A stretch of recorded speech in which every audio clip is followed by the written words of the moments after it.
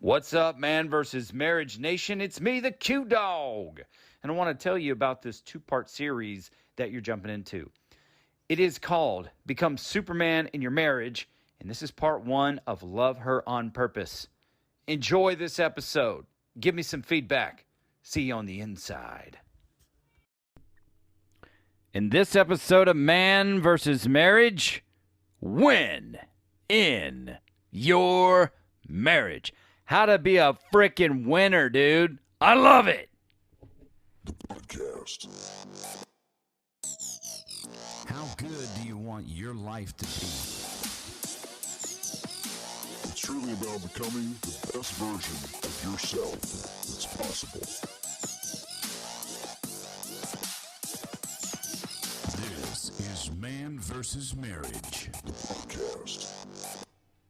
Welcome back to another episode of Man versus Marriage. This is Quincy Moran, and I'm in the studio with my lovely wife, Jeannie Moran. Hi. How are you? It's time for a thoughtful session of winning in your marriage. I was going to say, are we doing silly songs with Larry? Yeah. That's what it sounds like. Oh, Larry. No. This is actually the Q Dog. Yeah, It snuck out. I'm sorry. It just snuck out. That's okay, because when I'm at work and somebody says, so-and-so needs a water buffalo, everybody needs a water buffalo. I cannot stop. It always happens. But those little programs that remind you of things, it is hilarious. So today we're going to talk about winning in your marriage. Be a winner, dude. Be a winner, bro. And here's how it goes. This is what I call love her on purpose. And you might think, what the crap does that even mean? One of my life core values, part of my philosophy, is living on purpose for a purpose. That means do things intentionally. And that's exactly what this means here. It's the power of purpose and intention. And I'm going to illustrate this for you as quickly as possible. So it's a quick, fast, hard-hitting episode that you don't have to spend a lot of time listening to, but you can spend a lot of time designing how to do it. And I'm big on defining a situation, redefining it how you want it to be, and then taking action to execute that so that you can be very effective in your life. You only get one life to live, okay? And that means you got to live it all the way.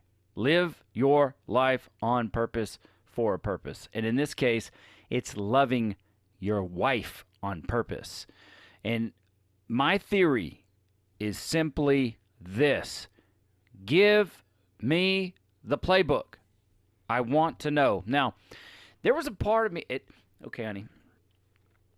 There was a time when I thought, maybe you thought, or I did. I thought as well. I know that you know that they know that we know that you know that they know. I'm going somewhere with that.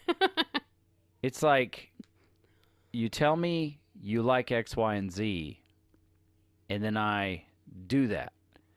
And there is some discussion between Mars and Venus that if I have to tell so-and-so what I like, they should already know. If I have to tell them, it doesn't mean as much, and I object to that. Here's why.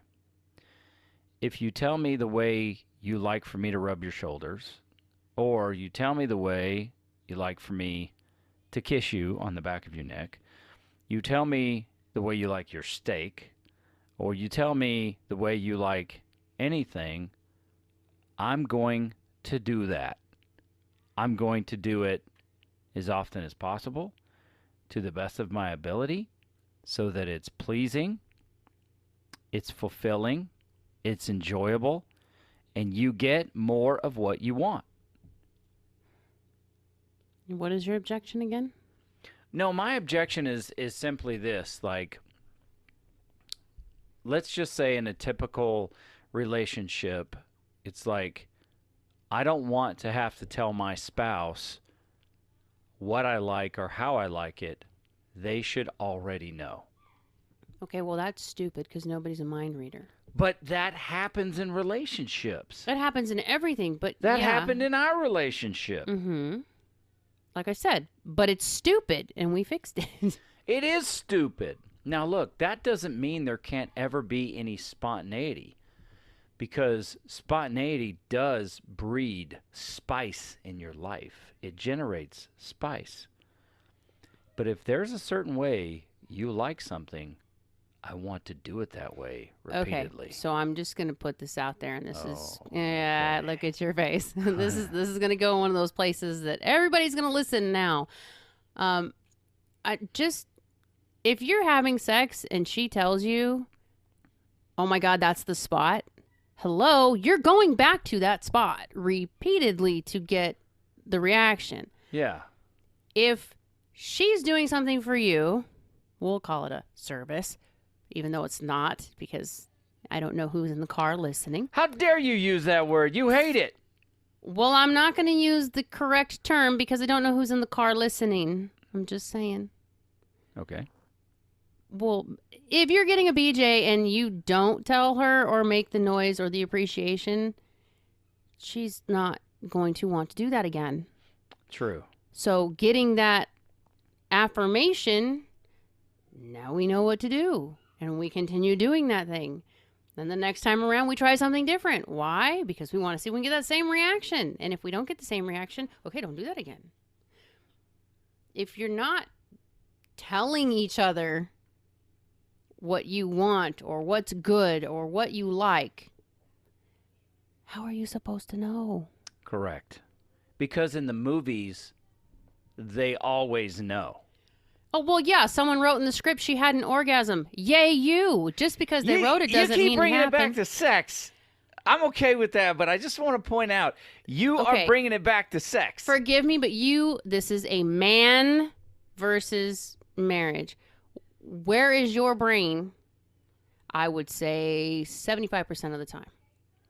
It's in my head 100% of the time. Which one? Well, that's debatable. Nah, exactly. That's That's my debatable. point, though. If you want the men to listen and grasp exactly what's happening here. Now, here's the problem. When the women listen to this, you're guilty. I'm the worst at this. Well, what do you want for your birthday? I don't know. Okay, well, what would you like? What's something that you want? I don't know. And then it leaves you hanging because you don't want to get the wrong thing. You don't want to do the wrong thing.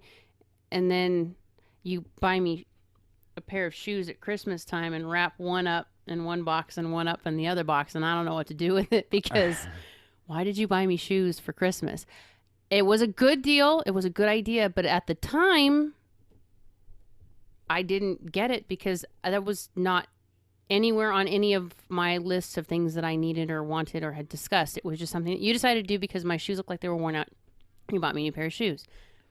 But it wasn't something that I was like, I wasn't mad about it. It was just kind of like, why? Hey, it was a common sense buy, and you needed them. So It was, but that like was a win for me. But had I said, I need new hoodies because my hoodies are pretty worn out, I would have got new hoodies for Christmas. Correct. Right? Yes. So instead of feeling weird because why did you not just buy me a hoodie if my hoodies are all trashed? Why did you buy me shoes? My shoes are still okay. Because I don't think like you and you don't think like me. And if we're not telling the other person, okay, now I'm really good at this, baby. I really want this jersey. Like I really, really want this jersey. Can we find a way to start stashing money so when season comes I can have the jersey? Well, the fact is that I have gotten better at paying attention to some things that would be good for you for Christmas, and I also have allies. Yeah. A couple little mini-me's that are mini-yous will help me as well. When I get some ideas, then I get creative looking at, Mm-hmm. I do now understand. At that time, we were very limited on money. It was a practical buy. I wrapped them individually so you'd have two things to open instead of one. It just made sense. Now, Did it though? It sure did. And it was funny because I thought it was funny. Yeah, of course you did. Yeah, you thought it was stupid, I guess. Now I'm finding out. But it was funny to me. So let me bring a little practicality to. Come on, I'm sorry. come on! Can you not do that? I'm telling you right now. Here's part of the playbook: stop coughing and clearing your throat during the podcast. So what if you have to sound like somebody who smoked for 80 years? Anyway, I'm going to make this a little more practical. While a lot of this does apply to our sex life, Definitely makes it better. I'm just saying. well, yeah. I forever live by the principle, she goes first. And if there's something sexually you like, I am going to do it repeatedly to the best of my ability because It's affirmation. It is. It is. I am words of affirmation. It's the love language. It is. It is. And the more and the louder those words affirm me, the better life is. Moving on. Yeah. So here is my theory, and I'm going to circle this back around to giving me the playbook. A, makes me feel safe. Okay, I'm going to run that play. B, makes me feel like a priority. Okay, I'm going to intentionally do B because it makes you feel like a priority, and that matters to you. C, makes me feel certain because you need certainty in your life. D, makes me feel, now you fill in the blank. Whatever it is, whether it's safe, a priority, certain, loved, happy, excited, I want to do those things, and I want to do those things on purpose. And it's not out of a routine. It truly comes from a place of delight within my heart because making you happy, making you feel fulfilled, being a person who loves you genuinely and on purpose is what I want to do. It's something that makes me feel happy.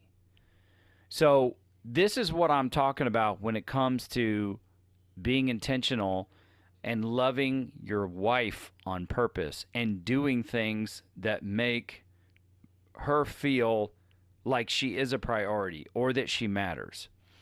And I didn't realize this. I think it happened.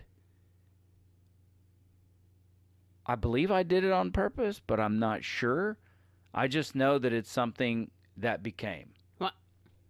And that's when, I would come home, the kids would bum rush me, but I would demand that mom gets the first hug and the first kiss. And It started as a game. Okay. It started as a game because the girls used to fight over who got the first kiss and who got to take off your shoes and socks. That was their thing when they were little bitty. That was the game. Was daddy's coming home? I'm gonna race to the first kiss, and you always got climbed on by 3 or 4 babies trying to get the first kiss. And it came out in one of our conversations with Rita that I needed to be a priority because I always felt like I was last. I was always, not necessarily with you, but just in general, I was always last. I took care of you, I took care of the kids, and then whatever was left, I got for myself. It was everything from food to time to doing things for myself. And you took that and just spun it. And from that point on, everything was me first. Yeah. You automatically shifted gears. Mom gets the first kiss or the first hug. I get to walk you to the door, and I get the first kiss before you leave when you go to work in the morning. The kids can do your lunch or help with whatever else, but I get the affection is my priority. I'm the priority there. Yeah. There are certain things that you just shifted, and it's actually become a mindset in the house where the kids know moms are the priority. So even when we talk about your mom or my mom, and we go to do something there, and there's a hiccup or an argument amongst people, we always step in and know mom gets priority. They've sacrificed. They've done all these things. They get what they want. Mm-hmm. And it's just our way of appreciating everything that they've done. Sure. And it's the same here. The kids have learned when Saya came to live here, the girls were like, you don't understand. If mom says no, dad's going to say no. If mom's not comfortable, dad's going to say no. If you want something, you need to talk to mom first. You know, you come home from work and he go to give you a hug and you shoved him off that first time and he was like, hey, I just want a hug. He was offended. And I felt bad too. But it took a second, and once we established, no, my wife is first. After my wife, then come the kids. It set a standard. It helped me because I'm the priority, and it put me in a place where I never question that anymore. I mean, it's been years that we've been doing this, but I never question. In the beginning, I questioned a lot. Yeah. Because we had so many, you were spread out so many places that I didn't feel like I was a priority. So you switched that whole script to make me priority over everything. And when we had that falling out with a group of friends, that's what solidified I'm always the priority. Yes. Ride or die first. Yes. And that clicked it. But even now, you know, having a conversation with our son and having things come up where he did something really stupid and it pissed me off. And it pissed me off to the point where he was going to lose everything. If it ever came up again, he was done. I wasn't paying for sports. I wasn't taking him places. It was done. And he thought buttering dad a little bit because, you know, you were a teenager, you were a boy, and we have this camaraderie because of this. And Quincy was real quick to squash it. No. If she's not okay with something, I'm not okay with it. This is my number one. Nobody takes place of number one. Nobody steps on number one. And it is frustrating sometimes for the kids because that's where the decisions get made. They'll ask me or they'll ask dad, and you know what? I have to talk to the other one. Mm-hmm. Well, why can't you just make the decision? That tells me right there that you already know the other person has a hang up with it. Yeah. So, but showing that unity and showing that you and I put each other first, Mm-hmm. I think has helped them to realize that this is what a marriage is. Because Right. we're 4 years away from all of our kids graduating high school. Yeah. And in 4 years, whoever's here, it's still going to be empty nest because we're not going to have all of them. Yeah.